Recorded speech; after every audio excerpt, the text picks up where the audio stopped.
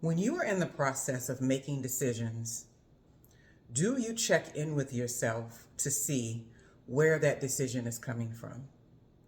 When I discuss holding the frequency of success, it starts with a simple little switch you turn on so that you're not on autopilot, so that when you do make decisions and you are trying to move in a specific direction, you have this little internal checklist that you can use on yourself in order to know, is this moving me closer towards what I want to experience, or is it moving me further away? Today is a prime example. First of all, I'm celebrating 10,000 subscribers on YouTube. How exciting is that? And I'm nothing but grateful completely.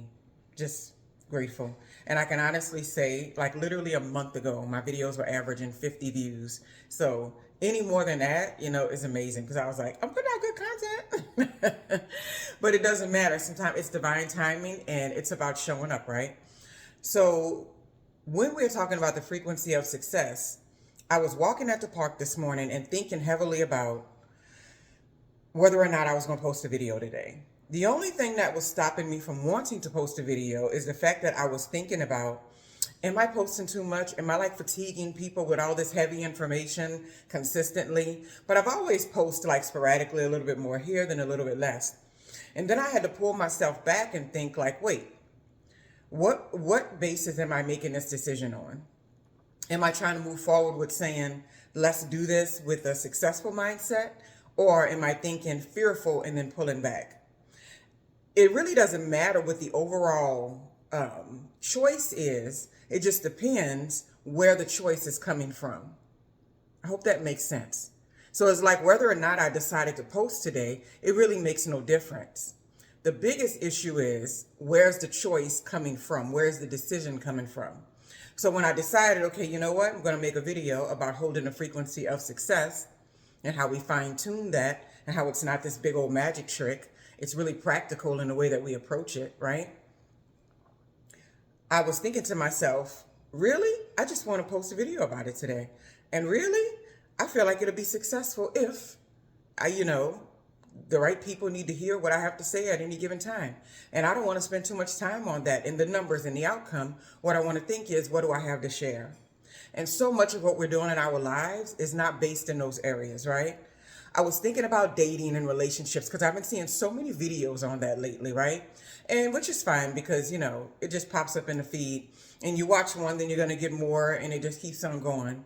But I was watching a video about someone doing a review on an article about being in relationships, particularly these days, when people make it their whole entire personality. It's kind of cringe. And I was like, well, what does that even mean? So I started, listening and kind of diving in. And I was like, okay, I can see both of those perspectives, right? And I was thinking to myself, like, the whole idea about relationships and being connected to other people and allowing someone to come into your life and them allowing you to go into theirs should truly always be based on the idea of success. It's like, am I bringing this person in because I feel like it'll be a successful union, because I feel excited, because I feel joyful, because I want it to go further and further into the positive places? Or am I trying to pull someone into my space because I'm fearful about being alone? I'm fearful about not having a mate. I'm fearful that if I don't do it now, then I'll never have the opportunity to do it. I'm fearful that I won't fit in certain environments, right? I'm fearful that this is the best I'm going to look, and then if I get over 40 years old, I'm not going to look any better. That's a lie. Like, what place is that coming from? So you can create relationships. It really doesn't matter whether you decide I want to be in one or not. But from what place are you creating those connections? From what place are you deciding to move forward with those things? And I feel like it's the same thing with like careers and opportunity. There's so many things in my career over the years that I've had to turn down, just specifically based on wanting to spend more time with my daughters, wanting to take, being a parent very seriously, and wanting to make sure that I showed up properly, right? And so this is what women are talking about a lot of times when they say, that you cannot go off in the workplace like your male counterparts and why you get paid less. It really starts with the idea that you're the child bearer. And that's why so many women today, they kind of like, hold back like, wait, do I want to do that? Because it is a huge difference. It is a huge difference. And it's a difference between showing up for your kids and being a good parent and then losing 50 to 60 hours per week with connecting with them. But when you have that two-parent home, one parent can do that, and it's not always still a good ideal thing. And then you have someone else at home who's doing the labor of taking care of the children and raising the family, right? And so that is kind of like, why when you go out into the workplace, especially as a woman, if you're thinking like, why do I always had to take the short end of the stick with so many things. Like, I remember sitting on the phone compromising with a guy one day. He was a manager of some IT department at one of the universities.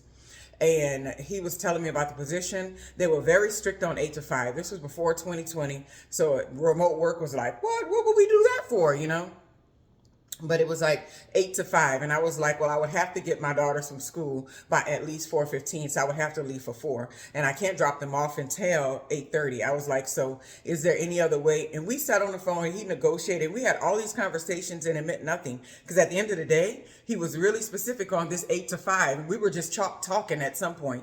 And I was thinking to myself, like, this is exactly what women were talking about when it comes to your career. I didn't even have the ability to take that position, and it would have been more well paid. It would have been a higher position. It would have been further deeper into my career, but it wasn't even a real option if I wanted to show up as a parent. And yes, you could have did this before school care and after school care, but by the time you do all of that, you're sending your kids out 10 to 12 hours a day, and it's taking all the money from the extra money from the paycheck that you were going to be making, right? I don't even know how I got off on that tangent, but it's just something that came out very clear to me, but it's a thing. So even when I was talking about career, even when we take positions in career and we move forward, right? From what place are we making those decisions? Whenever I do something now, whenever I say yes to it, or whenever I move forward and do something related to career in any kind of way, my whole thought process is this fitting into the box that I have, the way that I want to live my life? Is this going to be a quality arrangement? Earlier this year, I was very weird about it, but I turned down a position that was really, really good, right, for an oil and gas company. But, when it came to like the third interview to show up and, do paperwork and stuff, and I just was like, this is not it. I felt like it was going to be constrained and a little bit tight, and I felt like I was going to be watched all the time, which I do not like, right? And then when I said that I was, had gone another direction, and they were like, why? What, is it the pay? And they were like, we can raise the pay. And so I even told them my number. She was like, we can match that or whatever. But I was like, there's nothing that makes me want to go forward with that position. And so me turning it down and saying that I didn't want to go further, it was truly based in, is this leading me further to the successful experience that I want to have, or would I be taking it out of fear? And if I had taken it, it would have been out of fear. Fear that something else wasn't going to show up. Fear that this was the best it's going to get. Fear that money that was never going to be back on the table. And I just know that that's not true, right? So holding a success frequency is not so much about sitting there and meditating and thinking in affirmations, I am successful, I am the best. All those things are wonderful too. But it's also in the actions, the inspired action that you take after you get up from that meditation, after you go out into the world. And whenever I'm in a place where I start to feel my energy is weird, and like for the past 2 to 3 days, my energy's been weird, like weird, right? And they haven't really put my finger on it, but I try not to go deep into that because I'm like, it'll change, it'll shift, it'll be, but it's been weird. And so that's how I was like, let me get out into nature this morning. And I actually do feel a bit refreshed from that. But whenever it gets like that, I start to pull back and I start to think like, what are you making decisions based on? What is that little bit of anxiety bubbling up inside of you for? What are you worried about, and why are you worried about it? What does it actually mean? And I found myself being caught up on things that don't even really make a difference. And I was holding to, but what if I lose success there? What if that doesn't work out? What if this doesn't work out? And I was like, wait, that's not the frequency of success. That's the frequency of fear. And so much of us are walking around with the frequency of fear, but we're trying to create success in our lives.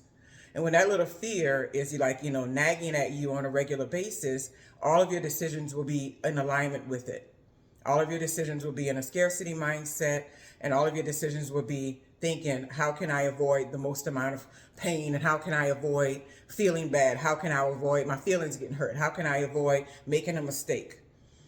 Instead of, I want to try this thing because I think it's going to bring me closer to where I want to be.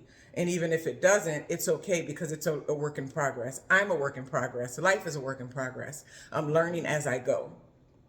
And there's nothing wrong with that. That's exactly what everybody's doing, whether they admit it or know it or not, right? So think about that. Holding the frequency of success is more based on how are you approaching your everyday decisions in your life? How are you approaching your connections? When you bring people into your space, what is the reason for it? When you keep them in your space, what is the reason for it? Right? When I sit here and I was like, let me make a video, and I was like, what's the reason for it? And I'm like, I don't have fear that if I don't put out a video, then I'm not going to be in the algorithm, then people are not going to have anything, then I won't get any views, blah, blah, blah, blah, blah, blah. I can get into those moments, but when I actually post, it's about success. It's about sharing something with people that I think is going to improve their lives, that I think is going to take them to another level, that has helped me go from one level to the next, that has created abundance in my life. And I'm thinking like, hey, who can use this today? And how can I show up today? And that's what's more important. So in your everyday life, holding that frequency of success is about fine-tuning your ability to stop and to think and to check in with yourself and say, hey, what's happening right now? And that's one of the biggest things that you'll learn when it comes to just being successful in general. Because think about it. If you have 10 decisions to make in one day, and out of those 10 decisions, 7 of them are made out of a fearful mindset and 3 of them are made out of a successful mindset, you're going to be leaning more towards the fearful aspect of who you are. But if those same 10 decisions you make and you do 7 of them are successful minded and 3 of them maybe came out of fear in reaction because you weren't paying attention, you're still climbing that mountain of success and creating more abundance and prosperity and joy and happiness and peace and freedom in your life than if all of those decisions were in the wrong direction. And I always tell people, don't ever beat yourself up or not feel good about the idea that all of your decisions aren't perfect in one day, because it just doesn't work like that. There are things that hit me all of a sudden. I'm just like, wait, why did I do that, right? Sometimes I sit there and I'm just like, I cooked at home, but then I want to go get something to eat. But I'm like, if the first thing that pops in my head is, should you spend that money on that? Sometimes it's in a fearful mindset. Sometimes it's legitimate because I'm just like, girl, you went out and ate yesterday. You went out and ate the day before that. Do you need to go out and eat today? Probably not, right? But if I haven't, and then my mind is just like, but I can save that $10, and I get all cramped up about, $10 or $15 and spending something, I push that away so fast and I go out and get that food, because I don't like decisions that are being made with that tight, hard energy. And because I don't feel like it makes a difference. I feel like I'm already putting that energy in my life, whether I go and grab that food or not.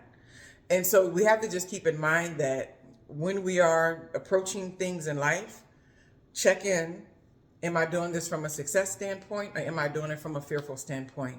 When it comes to raising kids and stuff like that in a household, am I taking approaches that bring in success, or am I fearful that if I don't do this, then it's going to go this way? If I don't do this, they're going to go down the wrong road.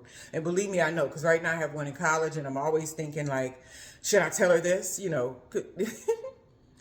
Mothers are guilty of sending those ridiculous text messages that are just like, danger's lurking. Don't go in a parking lot. Don't walk next to white vans, all this kind of stuff. And I refrain from doing those things. But sometimes when I feel like I really need to say something, I'm like, where is it coming from? Is it because I want her to be successful, or is it because I want to put my fear on her? And so I have to decide, you know what, this is about success. This is what, if you adjust this thing, you'll find more success and a higher quality of living. But there are the moments where I'm just like, fear, don't go out. Don't sit in the park late at night. Don't do these things. There's a serial killer people are not even admitting around in this city, and nobody's acknowledging it. It's kind of true, though. It's a true story. But I'm kind of like, at the end of the day, sometimes you have to say things that need to be said, but what's your overall desire? What's your overall perspective? Are you trying to move closer to success? Or are you thinking deeply rooted in fear? So today, I hope you can get into the space where you are holding the frequency of success. It's not super hard. It's a little bit challenging, but when you get into the mode where you're more responding instead of reacting, where you're kind of going over things, you're not allowing yourself to be rushed, you're at your own pace, and you can kind of look at everything and think, why am I doing this today? Why am I cooking today? Why am I cleaning up the house today? From what place am I doing that? Is it fear, or is it because I want success? And sometimes it's a little bit of both. And you can reframe it to where that it's nestled deeper in the successful side of what you want to experience, right? Anyway, I hope you all have a wonderful, wonderful Saturday. But of course, this is evergreen. You can watch it and listen to it anytime.